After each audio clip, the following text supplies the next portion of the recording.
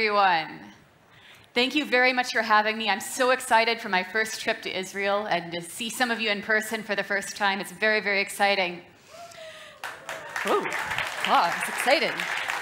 It's early, everybody's motivated. So I do have a question for you all. Who works professionally in industrial cybersecurity here? Raise your hand. Just for my own reference, just a couple. Okay. For the rest of you, I hope you have your beer and your snack. Welcome to class. For the next 50 minutes, I am going to tell you why what I do is important, and we're going to take a journey through time together. And we are going to talk about the history and the current state and the future of industrial cybersecurity. But first, a lot of you don't know me. Hi, my name is Lesley.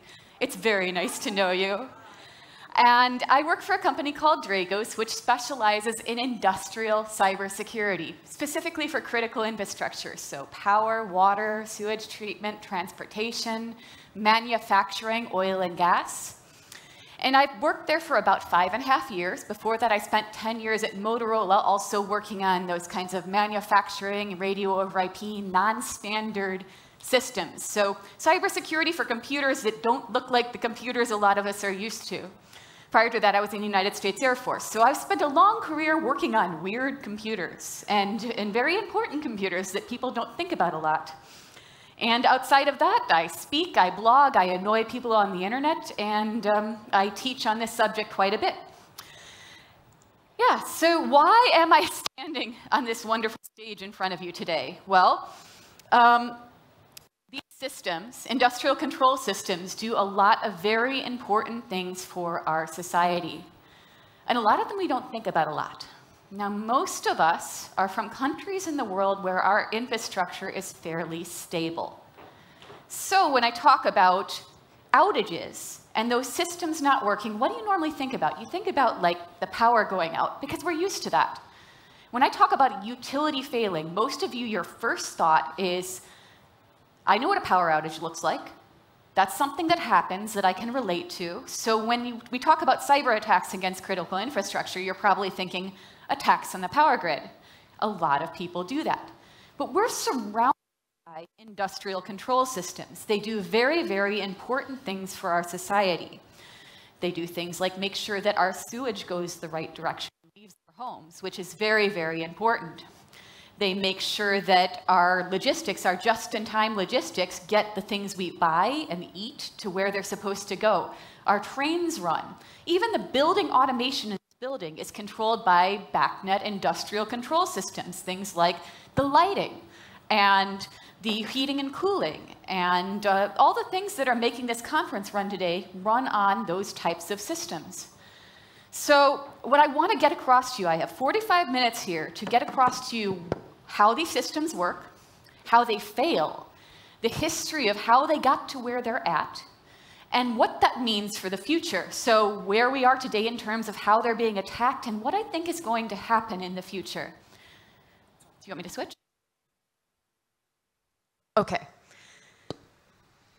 All right, I like this microphone too. This is a very nice microphone as well. Perfect. Okay, so we're in class now. All right. So first of all, industrial control systems, I am going to be talking about processes. Before we can have this conversation about industrial control systems, we need to understand that they all come down to holistic processes. A process, what is that? It's something physical happening in the real world. So something getting made, something getting packaged, something moving, physically, kinetically happening in the real world. So it could be anything from the lights going on, to the toilet flushing, to a train going down the track. We are not talking about these systems in a vacuum of cybersecurity. They don't just exist as computers. They are part of this holistic thing that we need to have happen, or bad stuff will occur. There are consequences.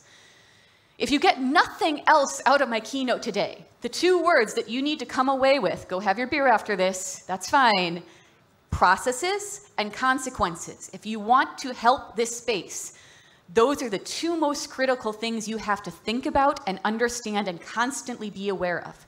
It has so little to do with an individual computer. Processes have to be controlled by something. Now, an industrial process could be controlled by a human being who could control every machine by hand and make sure that everything happens that's supposed to along the way. Say, boxing up a can of food. You know, you can can your own food. If you've never done that, yes, you can your own food, and you can put a label on it, and you can put it in the box, and you have done a process there. Something has been created, and there was no automation involved at all. But something has to control that process, right? Whether it's a machine or a human or whatever. Industrial control systems provide some level of automation to this process that's happening. So instead of a human being standing there and sticking the label on each can and then putting it, you know, in the box to be sent out and mailing it, there's some kind of machine that's doing some of this. To automate a process, you have to have something called control loops. Each control loop has 3 parts, okay? This is important. I know this is getting a little techie, but this is important to understand how bad people break them, okay? So you have, first of all, a sensor. And your sensor is something that detects the state of what's happening in that process. It could sense temperature, it could sense movement, it could sense pressure, any physical stat.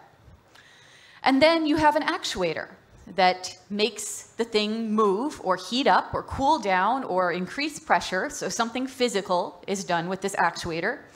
But something has to make decisions, right? So something has to control, based on what the sensor detects, something has to make decisions about what the actuator does. Now let me give you a really easy example of that. I have been to 2 Microsoft offices around here recently, and I think this is a pretty common thing. Who has ever gone through an automatic revolving door? I always check to make sure I'm not the only one. Okay, I'm not the only one. For anybody who's watching online, a few people did raise their hand that they have been through an automatic revolving door. So this is a really simple control loop, right? So there is a sensor. It detects if you walk into the door. And then there's an actuator. The door starts to turn. The motor turns on the door. But there's also a controller there. The controller makes some decisions, right? So it decides, hey, is there somebody in the door? If so, if the sensor says there's somebody in the door, then start turning the door. But it makes some other decisions, right? Because we've all had a door go wrong, right? We've all gotten hit by one of those doors, or it's stopped in our face. It's got another sensor. It's got a sensor on the actuator, actually, that says, is there something obstructing the door? And if so, stop turning so you don't hurt them. Sometimes those don't work completely accurately, but there's a whole control cycle that's all being controlled by this controller that makes decisions about what this door is going to do based on the input it's getting. So really simple process control loop, but this gives you an idea of how this works, because this helps us understand how every process loop in the world can fail.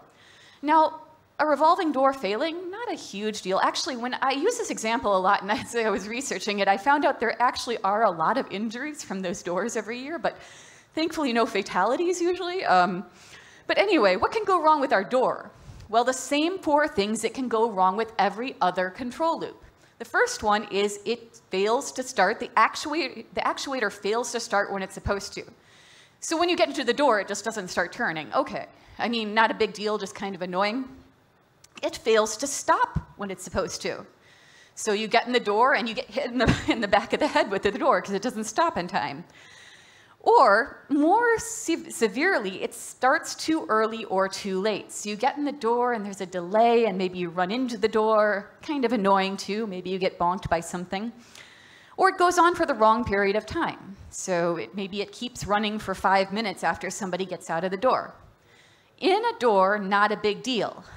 In a metal factory, a big deal. When the metal doesn't stop pouring on time, or it doesn't start and they have to go check it out, or it pours the wrong amount of molten metal. Same with trains. Fairly severe if they don't stop or start on time, or the door on the train doesn't close when it's supposed to. So these same failure states can happen to any process, and this is the root, whether nefarious or just accidental or a maintenance problem, of everything that can go wrong with these processes we're talking about. Why is this important? Well, there's lots of things that fail in industrial processes that aren't cyber attacks. So we know very much how bad it can be when there are failures in an industrial process, any of those 4 types of failures.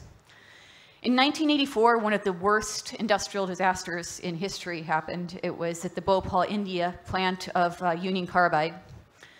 And over 500,000 people were exposed to toxic chemicals, and thousands died. There was a multitude of failures, of safety systems and controls and human failures that occurred for this to happen. And don't go Google this. Don't look at images of this. It's just a horrific disaster. But we have to remember that this is the type of consequence that we are talking about when we're talking about industrial control system failures. This isn't social security numbers or credit card numbers or medical data being stolen. That's all bad. That's terrible. But this is thousands of people dead because a physical process was impacted and there were dire consequences. So this is what we're trying to prevent. No big deal, right? This is the type of thing that we're trying to prevent as we're working in securing these industrial processes. We rely on industrial control systems for everything in our society. I've talked about, they're just surrounding us all the time, and unless they fail, we usually don't notice them. We don't notice that they exist because we are so used to them working reliably in most of the places we've grown up and we live. And we've also become very reliant on these digitized and automated control systems. They are a part of our large-scale urban development and our industrialization and our mass production and just-in-time logistics today. Again, very severe consequences if they don't work right, but we are very used to them working right. Again, most of us. There are places in the world where that's not true, certainly, but the problem is, for us, we don't think about a lot of the ways that these can fail, and that's a big problem because I guarantee the bad guys are. Let's start with how did we get into this mess? That's usually what I get asked the most, so I want to start there. First of all, because we're talking about traveling through time at this conference, which is kind of fun, but second of all, because to understand the problem and fix the problem, you have to understand how we got here and why things are the way that they are. So first of all, industrial control systems have existed for a very long time. They aren't just computers. Like I said, there's something that makes a process work in an automated way. So that could be mechanical, it could be analog electronics, or digital computers.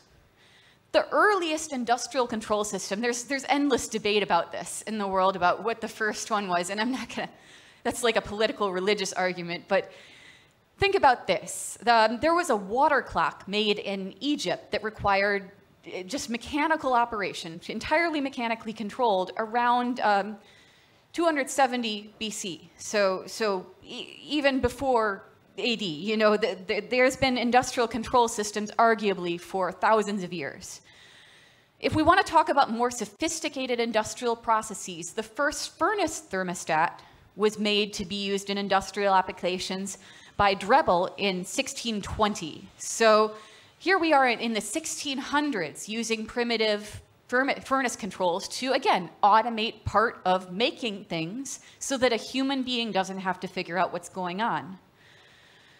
In the early 20th century and the late 19th century, there was a focus on maritime and timekeeping in trains in the early industrial control systems. And again, most of these were mechanical. They were mechanical devices. This is the industrial area, the industrial revolution and the industrial boom when we first started thinking about mass production. So people wanted to do things more quickly and efficiently. So first of all, we saw these mechanical industrial control systems used to, say, do things like keep time in a very, very regulated way, or do things like control early transportation that was more mechanical and automated, like trains. Into the 20th century, when we started seeing more electricity across the board, we start seeing the use of analog industrial control devices. So that had a lot to do with the development of mass production manufacturing, things like the automotive industry, and also aviation. We suddenly needed to have these much more accurate, specific, wide-scale industrial control devices. That also had something to do with urbanization. As more and more people moved to cities, there were bigger populations to support with infrastructure. So we start seeing this migration. It's not complete. There's still mechanical control devices out there, but some migration to electronic control devices. And here we're talking about primitive electronics, but not electronic devices nonetheless. So simple circuits to make those decisions instead of gears and weights. Again, still control loops, Still something making decisions, but something making decisions with a circuit now.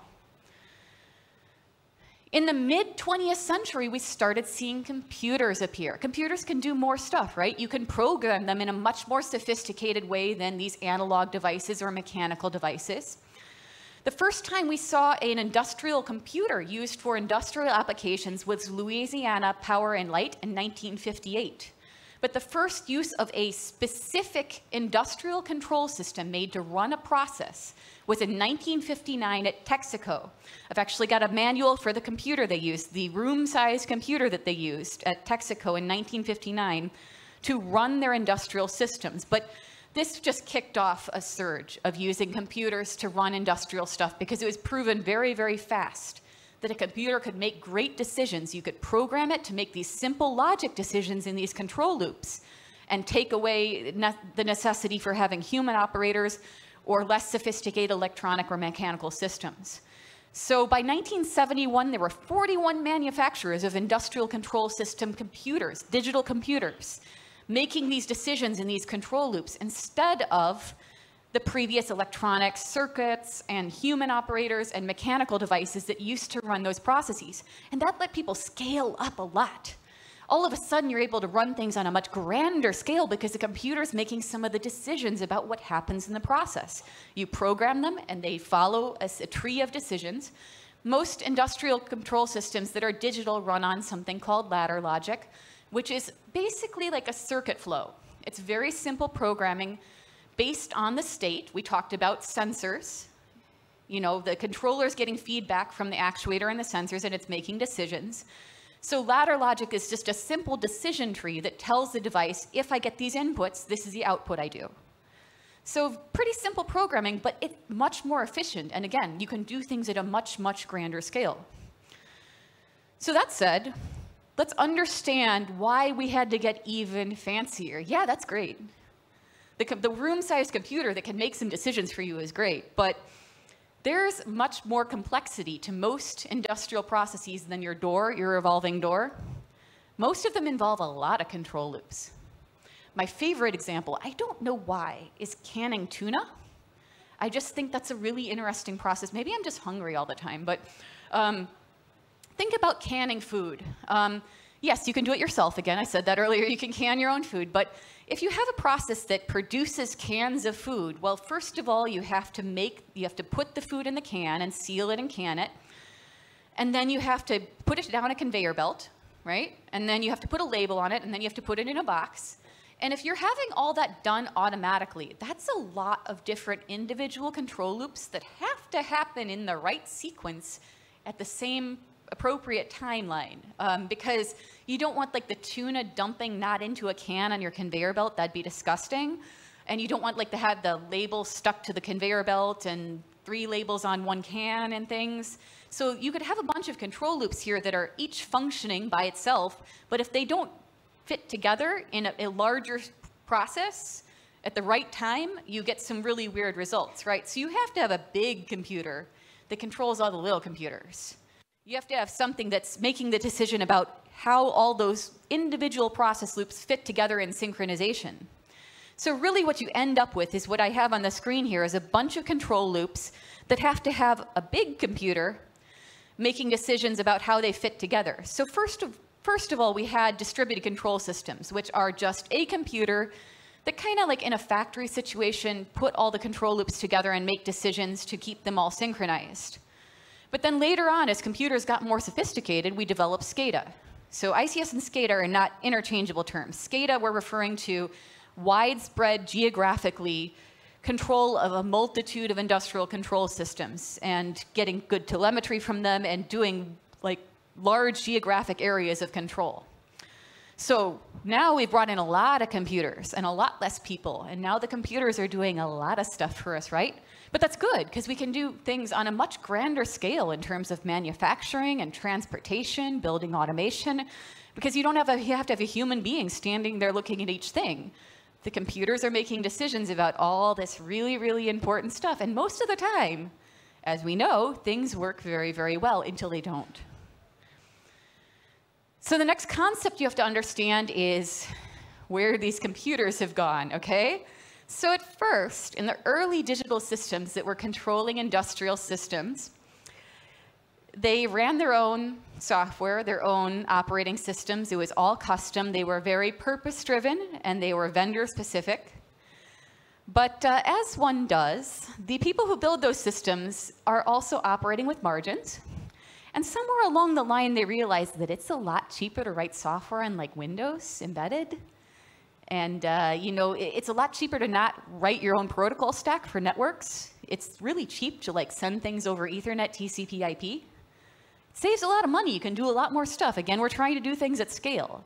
So over the last 20 years, a lot of this industrial technology, not necessarily the lowest level PLCs that are the simple ruggedized computers, but the stack of stuff, as we talk about SCADA and these distributed control systems and things, the networks which allow access to them and connect them to one another, they've started to look a lot more like our enterprise networks. Yes, there are low-level devices that are still running ladder logic, but they have to report to computers that show the status of the system and that program them. And those are more and more familiar IT-type operating systems. So things like embedded Windows XP or Windows 2008 Server, Linux, etc. And you're seeing things run over Cisco networking gear, things like that. Because it's efficient, and you can do more at lower prices, and there's competition in the vendor space. So we call this IT-OT, operational technology convergence. These technology spaces are starting to converge. They have been for quite a long time.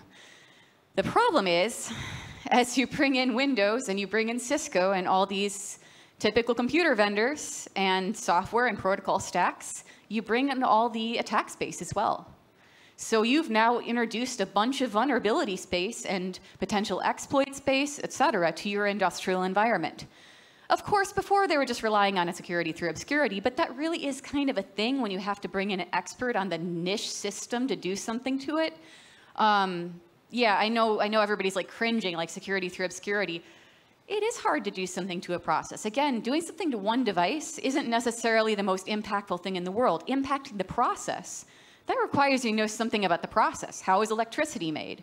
How does sewage get moved out of a house, et cetera? So yeah, that was something they could kind of rely on for a long time. But now you've got all these Windows systems in there, all these Linux systems, and people know how to attack those.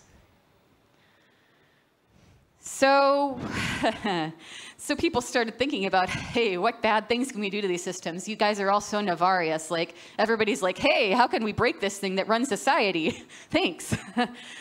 Let's talk about some of the early cyber attacks against industrial systems. So the first one I want to tell you about is one that we never talk about, which is an attack against a sewage treatment plant in Australia. This happened in 2000, and we hardly ever talk about this one, but this is arguably, again, everybody disagrees, arguably maybe the first cyber attack that actually had a physical impact against an industrial system.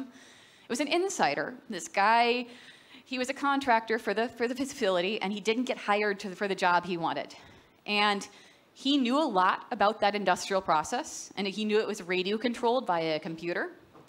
And he was like, I have this stuff, and I'm pretty mad at them right now. So he went outside with his computer, and he dumped a whole bunch of raw sewage into a water reservoir. And it took them a while to do forensics, because nobody had ever done anything like that before, to figure out what the heck happened, because he did it over radio.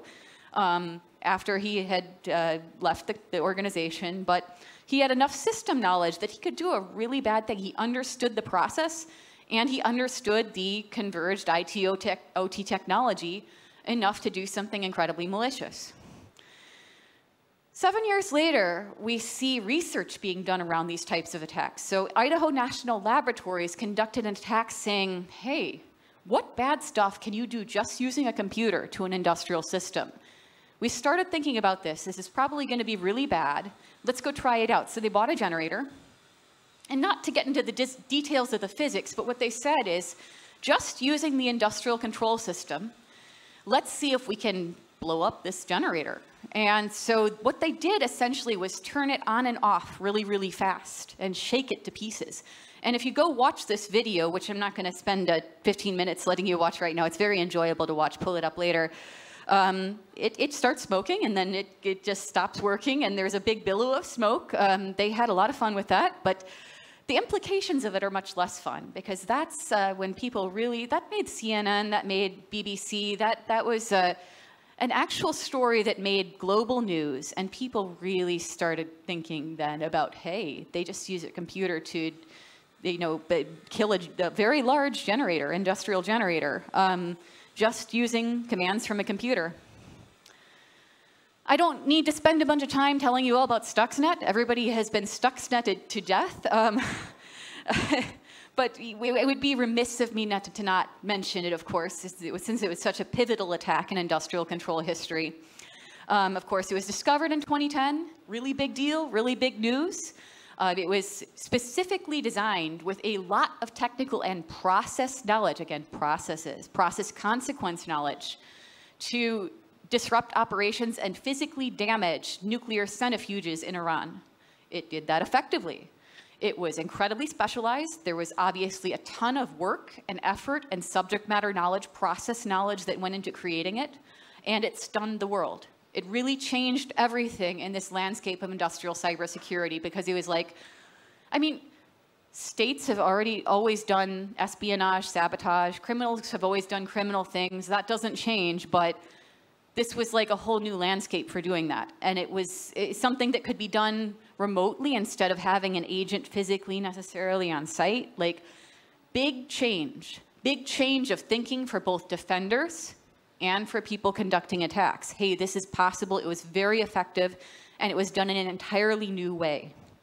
So after that, we see things spin up quite drastically. In 2014, another case that people don't talk about a lot, the German government releases an annual report on reported cyber attacks, and in 2014, there was a footnote basically in the report that said, major catastrophic damage to a steel mill in Germany via a cyber attack. A lot of the details of this are shrouded in mystery and back channel, but essentially, steel mills are a very dangerous industrial process. They're one of the most potentially dangerous to the people who work in the facility. You're working with molten metal. I mean, it's just like, there's heavy stuff, there's hot stuff. It's just incredibly a dangerous process to work around. And in this case, there was a cyber attack against this German steel mill. We don't know specifically who did it, but they resulted in massive damage to this facility, which is very, very scary given this process and the implications to the operators. Then, of course, we have the attacks, the two major attacks against the Ukrainian power grid. Ukraine has, of course, always been a test bed for cyber attacks for geopolitical reasons. And in December of 2015, there was a traditional IT-style intrusion using black energy malware to get into their IT network. And then what is apparent that happened is a specialist in their industrial control systems from the adversary essentially manually made changes to the system to bring down power for several hours. Scary stuff. They restored power pretty fast. But that was because they had incredibly good recovery processes and very skilled operators. We don't want to downplay how good the Ukrainians were. A year later, the adversary came back and they conducted a more technically sophisticated attack. Now they had malware developed to do the attacking for them in the industrial system. So now we've moved from a human person having to conduct the attack to a piece of malware that can conduct pieces of the attack for them and make things much more efficient. And that happened over the course of a year. And it wasn't just that. They also did like anti-forensics, anti-restoration things as well. So for instance, they destroyed the serial to Ethernet converters that would have allowed somebody to do restoration remotely. So it's the dead of winter in Ukraine, and now you have to send human beings out to the facilities to restore the computer systems to get them up and running in an automated way. And until that was done, everything had to be run manually. Thankfully, Ukraine had the ability to run things manually still. That isn't true everywhere in the world anymore. These systems have grown much bigger than human staffs in a lot of cases. So scary stuff, and major kudos to the Ukraine utility operators who restored very quickly from both of these rather stunning, alarming attacks. So things get a little scarier. I mean, again, there are some nefarious people out there in the world who are just, I mean, ethically, you can debate like who you could steal money from, you know, like there's debates about who it's ethical to steal money from, if they're bad people, stuff like that out there in the hacker community. But potentially killing somebody is always potentially killing somebody. Trisis was an attack against an industrial safety system. These systems, these processes, these overall processes have a lot of safety controls in them, right? So there's physical safety controls, mechanical safety controls on most industrial processes that keep bad things from happening. Not necessarily cyber attack things, but maintenance problems, human error. There's things like pressure valves and release valves, and there's physical parts of the process that try to stop bad things from happening catastrophically. There's also electronic systems that do that, and human systems. So there's human checksystems as well to make sure they run safely even if there's a problem. But now there's also computer safety systems as well. They're very common. They usually run on a, we hope, on a separate network than the industrial control systems. And they make decisions on whether to shut down the process. So if these computer systems, these safety instrumentation systems, see a bad condition, they go and they shut down the process. So that's great, right? Except when somebody learns how to hack those safety systems and make them do the wrong thing. So in 2017, Trisis or Triton, depending on who you talk to, was discovered, and it was used to try to tamper with a safety instrumentation computer system. And it was, the implications of this, it wasn't incredibly successful for a multitude of reasons, but this is somebody thinking about, what if we make the safety system not work? The result of that, there's two potential outcomes of that. First of all, the safety system doesn't go off when there's a potentially deadly condition happening in the facility, which is horrifying ethically for a lot of reasons.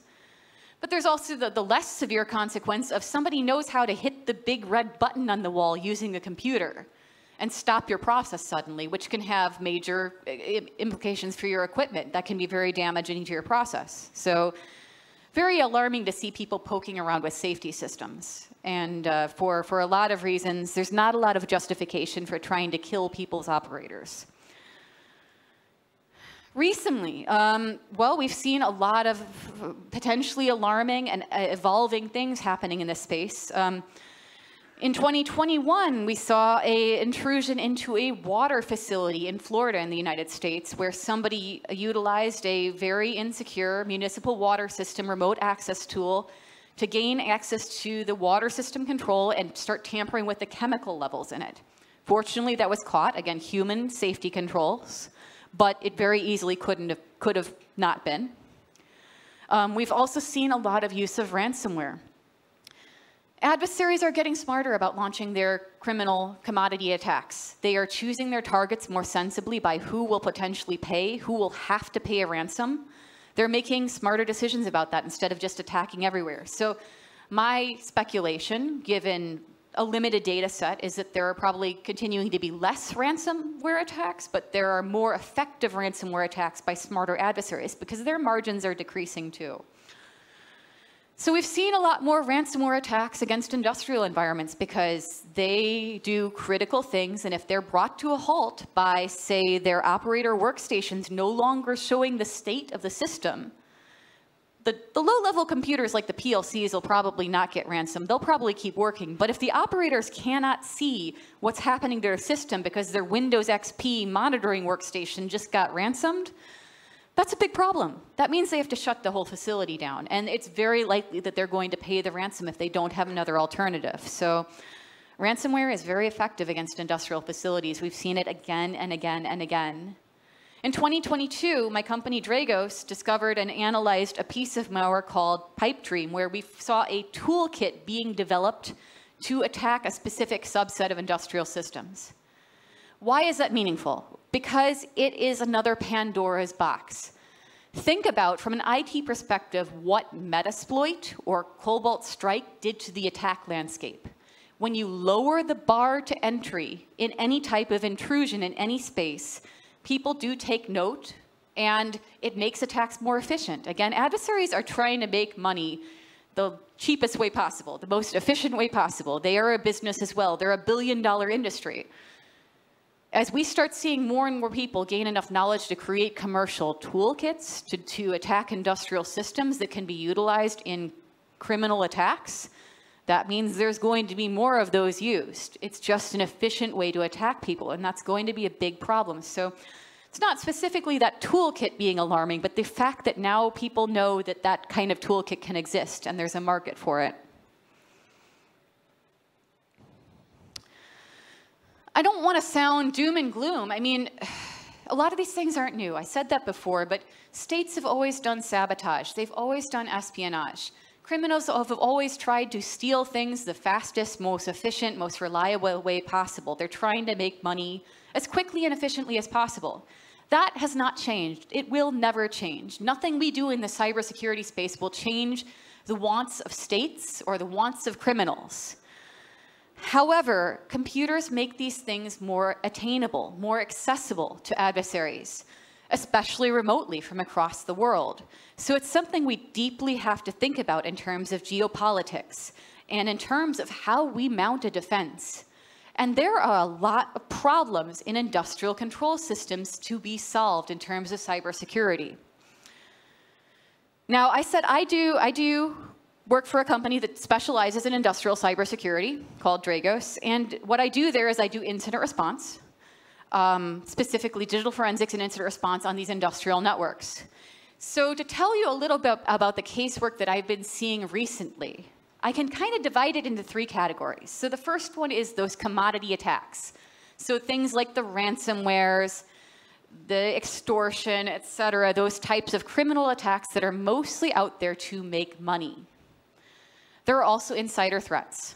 That is perpetual. Again, that's a thing that will never go away. But in terms of insiders, there's both the intentional insiders who are trying to do something bad and malicious, and there are the unintentional insiders. The unintentional insiders are the people who just want to watch a movie. They want to watch Netflix on their computer at the plant or at the manufacturing place or the train or whatever, and they do something to the computer they're not supposed to.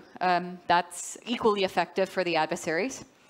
And finally, there are state adversary groups, and they are out there, believe me. They aren't doing a lot of things that are visible because there is no geopolitical reason for them to do it. But again, these industrial networks have relied on security through obscurity for a very, very long time. So the adversaries have known that to do bad things to a process, to cause consequences of concern in a process, I'm back to those 2 words again, they have to know about the process. They have to understand what consequences would be bad and how it's caused in that industrial control environment. So not just infecting a single computer, but doing something that causes a consequence that really matters. That takes knowledge of the process and of the industrial systems, the vendor, how it's engineered, the safety devices and human controls in place. And that takes time to learn. So there's a lot of reconnaissance happening. That's what most states that are involved in this space are doing. They are learning as much as they can about industrial environments and technologies in places they might want to target in the future. They're also building footholds. So they're staging, pre-staging for future attacks. Very, very important stuff to understand because that defeats that security through obscurity. And especially with this IT-OT convergence in technologies, the barrier of entry to launching meaningful attacks continues to lower. Every year, it lowers and lowers and lowers to both states and to criminal groups. So what is the condition of these networks? There's a lot of preconceptions and misconceptions about what's happening in these industrial environments. First of all, the first one I hear all the time is they don't care about cybersecurity. Well, they do and don't. They're very aware of cyber threats. If you talk to your industrial peers, operators and engineers, what they will care about is consequences. If you want to have a conversation with them, first of all, bring them pastries or beer or something. Give a bribery will take you a long way. But then talk about consequences. Talk about the consequences they're concerned about and think about how that potentially relates to cybersecurity. You have to talk about the holistic process. They are aware of malware. They know about computers. I hate to shock you, but they have seen a computer. They are aware that there's hackers. But if you tell them, oh, you're vulnerable to this vulnerability from last year, that'll mean nothing to them. You'll just sound like another auditor. What you need to have a conversation about with their expertise as well, is how does that fit into the process in terms of consequences, in terms of risk? A lot of these organizations that we're asking to do cybersecurity that do incredibly important things for our society, like provide us clean drinking water, in a lot of countries, in a lot of cities, are incredibly under-resourced. There is great disparity in the verticals that have industrial technologies. Some, like oil and gas, have oodles of money, tons of money, and they spend a lot of it on cybersecurity, not necessarily always on the right things, but they have a big budget. Others, like municipalities, sometimes they have one IT person, and we ask them to do all these cybersecurity things, and they're like, I'd love to, that sounds really cool, but I don't even have time to patch computers. Like, are you gonna send me some help? And they just don't have the resources to do it. Regulation around the world really varies. Some verticals have some regulation, usually like power, because people think about that because they're used to power outages, but it really varies by the city and the country, and some industrial verticals are barely regulated at all in terms of cybersecurity. And again, there's a lot of miscommunication and faulty assumptions. What are some of those faulty assumptions? Well, like, why is everything old in industrial environments? Well, because again, number one thing is the process working safely without consequences. So very limited downtime, very limited ability to modify systems because they work in a certain preset warranted way from the vendor. So you can't just take pieces out and swap them out. As the security people, as the IT people, you don't want to cause a worse consequence than the adversary. That'd be terrible. You don't want to be the one to bring down the process that's providing clean drinking water to people, and upgrading an operating system or changing a protocol stack could easily do this. These systems are reliable in a specific configuration. So it's very hard and a time-consuming process to change them, to upgrade them. It's not like working on your normal IT systems, even if they might look like them in the higher levels. In terms of tools, oh my gosh. There's next to nothing compared to the landscape. ICS cybersecurity is a huge space. Think about all the verticals I've talked about, and then think about 40 years of technology in those verticals. That's a lot of computing devices from different vendors, from different eras, configured in different ways for different processes. All of those need security research. They all need security technologies. They all need forensics tools. That's a huge landscape of work to be done in cybersecurity. So a lot of the problems we face is just there hasn't been enough work in cybersecurity done in some of these spaces. And we face a lot of challenges in doing it. First of all, as I will beat this to death, processes and consequences.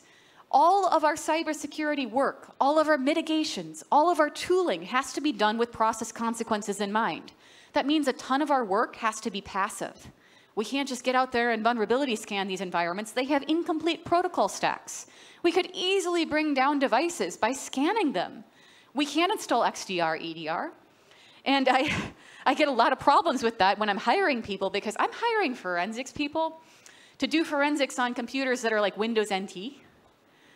How many of you learned how to do forensics in Windows NT and graduated from college since the year 2005? Not a single soul raising their hand in the audience of cybersecurity personnel. There's probably 300 people out there. Oh, there's one. There's one. Okay. Two. Okay. 2 out of 350 people in this room right now. Yeah, so I interview people, and when you go to a low-level SOC job today, you usually spend a lot of time just working with EDR these days, and that's not bad. EDR and XDR are incredible. Next-generation firewalls, they're amazing. Modern forensic agents, amazing. Love them to death. They're amazing for cybersecurity, and they barely exist in ICS. You've got to be able to do like old-school partition recovery on Windows NT, or you're not going to be able to do forensics for some of these industrial systems. You've got to be able to build custom cables to connect to PLCs. Who learned to do that in their cybersecurity program since 2005? Couple few? Maybe in the military. Yeah, in the military we did that. But yeah, I mean, this is challenging stuff that people aren't taught anymore, and we desperately need people who know how to do it. So we're doing our best to pipeline people in, but they have to learn the processes. They have to learn about consequences, consequence modeling, risk, and how to do all this legacy tech as well. And they have to do that all with the constraints set in place to keep these processes running safely. So maybe one maintenance window a year to bring things down. Very challenging. It requires a lot of creativity, a lot of adaptability. It's fascinating.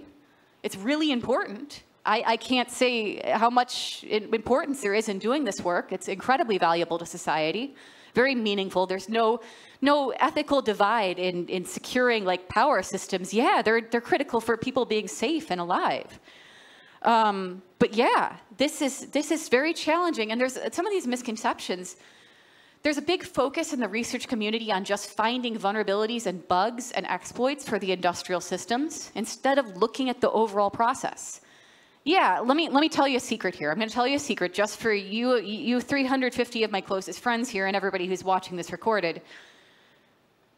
Bugs and vulnerabilities in industrial systems are meaningful and important, but every system in industrial networks is incredibly squishy and vulnerable. Like, most of them just accept the commands they're sent by design, because if you add encryption, it's another potential layer of failure where the process doesn't work right and somebody dies. You want the big red button on the wall to work when you press it. You want that to be as simple as possible, so when you hit the emergency stop, it stops, and there's no encryption, decryption delay or something. These systems are vulnerable by design, so we have to think of other ways to mitigate the cybersecurity risks, things like controlling remote access and architecture and isolation of systems. But they still have to be accessible remotely, because now, post-COVID, you know, there's a lot of remote work, there's a lot of remote distributed operations. A lot of remote access is required, so we have to think about how to do that securely too. So it's challenging, it's really challenging. So the real solutions for this stuff, if you're thinking about like maybe getting involved in this as an organization or as an individual, you have to think about processes holistically. That means the environment and the assets. You have to think about how to build these mitigating controls into your architecture, how to control remote access, how to secure these very, very squishy, vulnerable systems that are that way for a reason. Yes, they have 100 vulnerabilities. Some of them are just always going to have 100 vulnerabilities. That's good to know, because you know you need to really secure that system, but you're probably never going to be able to do something about it. You need to rebuild relationships with the industrial operators and engineers, and that's really, really hard. Again, pastries, patience, and understand that you will never know as much about the industrial devices as they do. It's got to be a collaborative effort. You've got to go in there with a blank slate. Sometimes I call it marriage counseling, because some of these relationships are so poor between cybersecurity and engineers in the industrial environments because of years of miscommunications. You've just got to go in there with a blank slate and act dumb and just ask for their help, because you have to have a good relationship to make this succeed, because you will never know as much about the process, as about the industrial devices as they do. You've got to rely a lot on passive technologies. We got to get into our Bill and Ted time machine and go back to like 2002 in terms of security solutions and monitoring solutions and forensic solutions in a lot of cases. We use new stuff where we can, and we need a lot more tooling, but in a lot of cases, we have to rely on security methodology from a long time ago to deal with these systems. And we really have to think hard about consequence monitoring and consequence modeling. In the near future, we're going to see more people with this expertise retire. A lot of them have been at these organizations for 30, 40 years, and they are retiring now. It's a generational thing, and it's deeply impacting the expertise on these systems. There's still more divergence in these differ skills, so less and less security people coming into the industry are prepared to do this work, and we have to work on that. I'm doing my best. I'm up here in another country talking to you about this. We really need people, and we have to pipeline them. It's incredibly important. Adversaries are thinking about this stuff. The economy's hurting them too. They need to do things at smaller and smaller margins, so they're going to attack more industrial facilities. We already see it because those pay up. They have to. These people are unscrupulous. They are willing to cause harm to get money, and we have to be ready for that. We really need you. I really need you out there. If you're thinking about doing this, yes, you can do it. Talk to me afterwards. I'm happy to chat about it. Talk to me online. Reach out to me, Hacks for Pancakes. I will mentor you. I will do everything I can. We need people developing tools. We need people taking these jobs. We need people getting involved in meeting their process operators and engineers. We need so many tools for forensics and detection and doing analysis and doing cybersecurity for these industrial environments. There will never be enough. We need everybody out here who votes in their various countries and municipalities to care about these issues and make sure that they're funded and resourced well. Anyway, I really thank you for your time. Thank you for giving me this gracious soapbox. Thank you for welcoming me into Israel, and have a wonderful conference.